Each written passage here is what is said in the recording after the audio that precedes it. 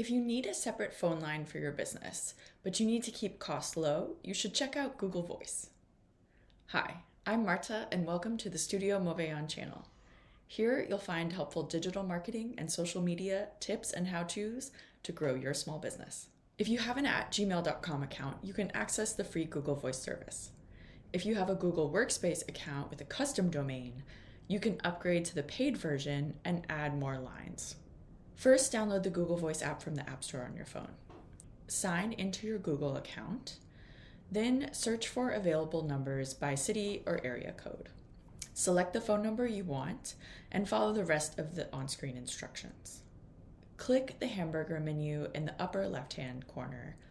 Go down to Settings, and I like to toggle on forward messages to email and get email alerts for missed calls. Here's where you can also set up your voicemail greeting, and I like to toggle on get voicemail via email too. Then go to the incoming calls section and toggle on this device. Thanks for watching. Be sure to subscribe below and sign up for our newsletter.